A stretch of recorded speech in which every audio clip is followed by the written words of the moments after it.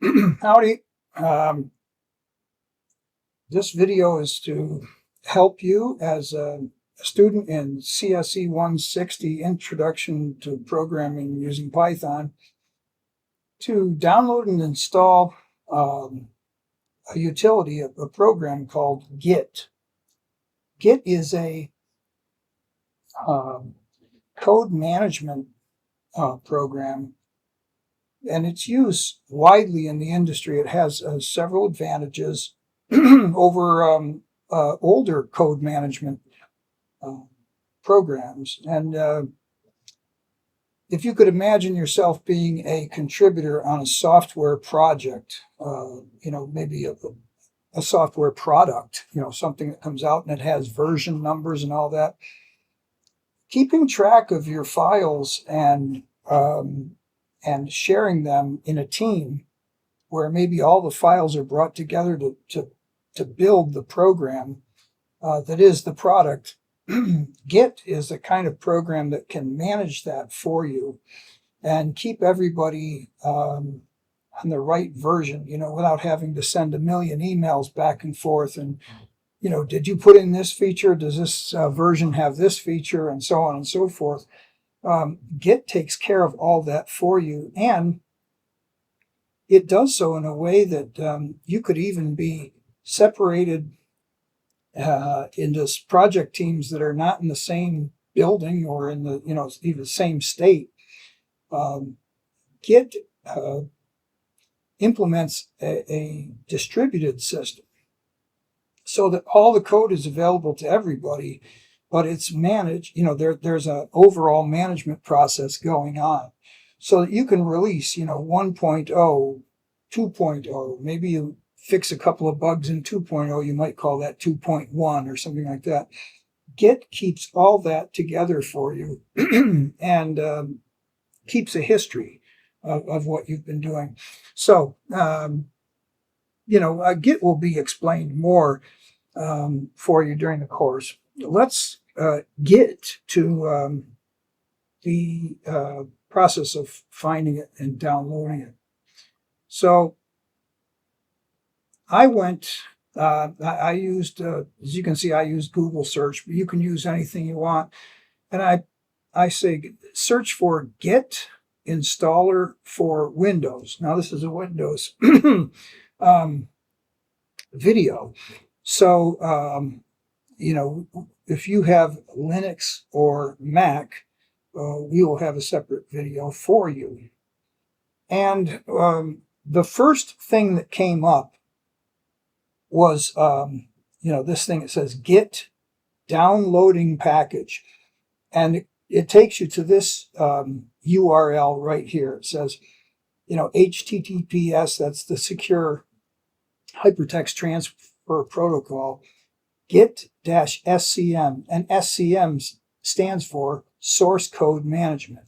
Source code is the programs you write in some sort of native language kind of arrangement, and then they're compiled into ones and zeros to make the end product or end project or whatever you want to call it, and so we're going to this place and download Win, and when we go there, you will be seeing a screen like this. And you'll see a number of ways to get Git for Windows. We highly recommend 64-bit systems here. The 32-bit systems are really having a tough time doing all the things that one needs to have done. So there's a number of different ways to download Git here. But I'm going to use this first one here. It says click to download the latest 2.45.2 64-bit version of Git for Windows. This is the most recent maintained build. It was released about 2 months ago, blah, blah, blah. And that's great. So if I go to here, so I can do it in live, it says click here to get, okay. a window comes up and it says, right here, get 2.45.264-bit. And that parentheses 1 means I that I already have a copy there. But let's go ahead. I'm going to, let me see if I've,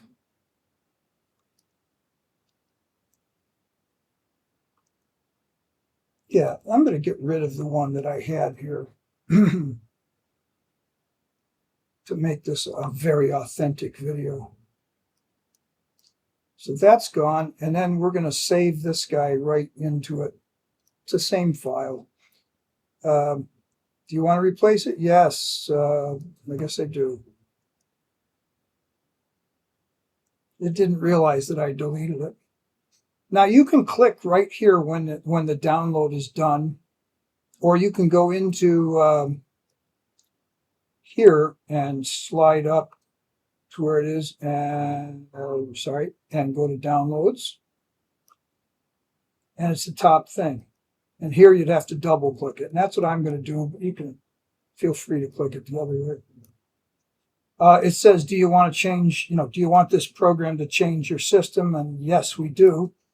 We're going to say next. That was the license it's under. Here's a very sensible place to put this. Now, in my case, this folder exists because I had Git. I uninstalled it so I could show you this installation. And it says, this folder already exists. Would you like to install the folder? Yes, I would. And everything here I'm going to just say next to the optimum, the default kind of install things are good.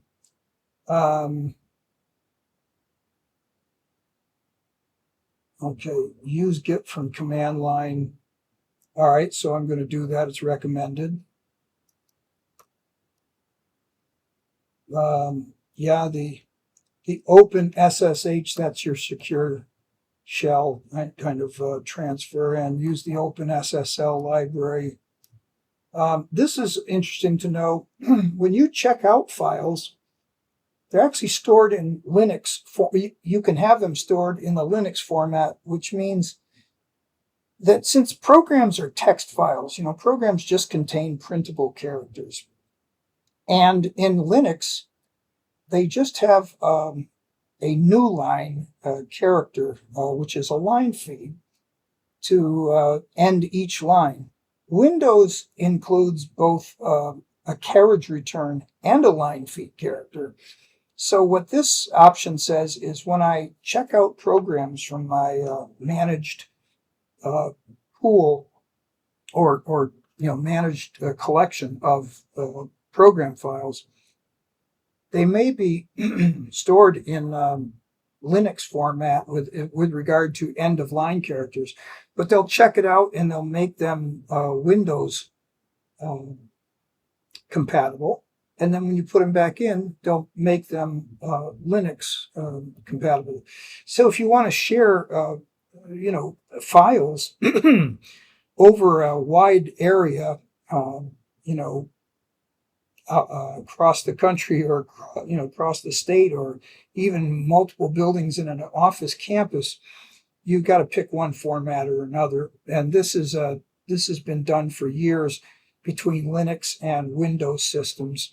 Linux used to have facilities called like DOS to Linux and Linux to DOS and that sort of thing. And Windows picked up this convention from DOS. So a bit of history there. Don't worry about it. But once again, we're just going to say next and go with the and go with the options that they say. I guess I'm going to say next here also. I have done this where I've said use Windows default console window, but since the default one is there, I'm going to say, yeah, let's do this. And continue with the default options. and that default is neither. So now we install Git, and it takes just a short time here.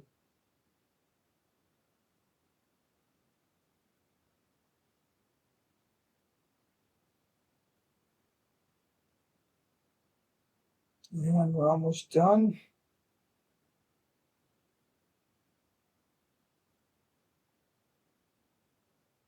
Now, if you would rather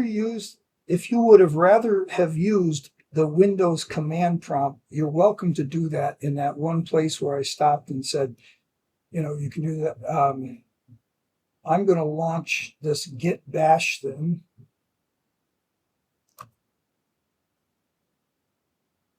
I think we can get rid of that stuff there. Now, this is some release notes. It's actually a file on your system that tells you things that were updated, blah blah blah. And these more or less involve, pretty sophisticated usage things.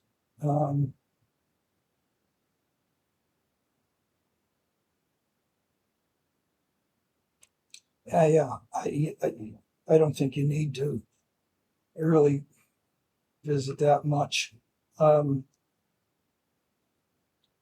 So we've installed it, and somewhere, I believe, here it is, this funny rhombus down here, this diamond shape, is this special terminal.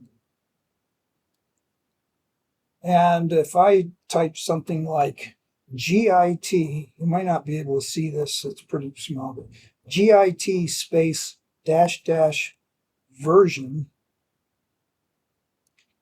and it will say git version 2.45.2.windows.1. So that is great. It does work. We can access Git from this little git bash window. We can also try, I don't know if it'll do it or not, but we can run this thing called the Windows command prompt. I've run it before, but if I were to put in here, let's see, CMD, you see command prompt, I can click this and run it.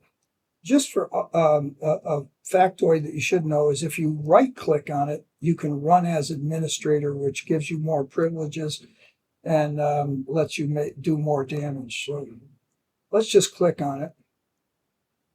I'm going to bring it down here like this. And I'm going to say git -- version. And Git is available from this terminal also. For the commands that we're going to be executing, let me type exit here. I could exit out at the box or type exit. For the projects we're going to be doing and the Git commands we're going to be doing, I believe either will work. And again, we'll be working at a very canonical basic level in Git. The concepts won't be extended and multi-layered. You'll be just getting files that you can edit and change, and then telling Git that you've changed them and you'd like the changes recorded and kept track of. That kind of thing is what you'll do with Git. So thank you very much for putting up with this. I hope you were able to install Git successfully, and we'll see you in another of these installation videos. Okay? Bye-bye. Take it easy. Looking forward.